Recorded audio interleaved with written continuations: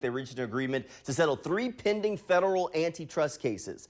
Now, the NCAA will pay billions in damages to past and current athletes. Now, part of the agreement is the NCAA and 5 power conferences have agreed to allow schools to directly pay players for the first time in the 100-plus year history of college sports. College sports as we know them are gone.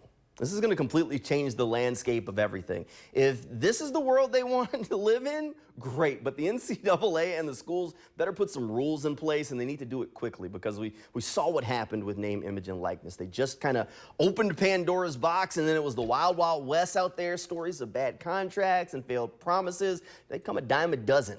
Things have settled down some now as people kind of figured out the landscape, but this is going to shake things up even more. Here's the biggest thing that's going to get noticed by even the most casual of sports fans. If you love a good NCAA Cinderella story like I know I do and a lot of other people do, you can kiss those goodbye. The gap between the haves and the have-nots in college sports is about to get wide, and it's going to get there quickly. Programs like UConn, Marquette, Villanova, who have a long basketball histories, are going to have trouble competing in the new recruiting landscape that they're making. But the have-nots are not the only ones going to be outside of the Power Five. What about those Power Five sports that are not revenue makers?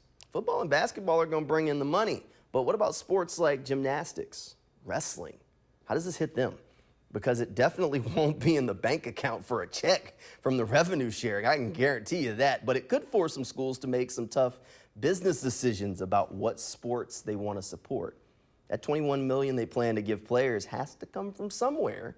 So while I support players getting their bag, my question right now is, what's the real cost for college sports going to be? That's a question we're going to have to wait to see the answer to.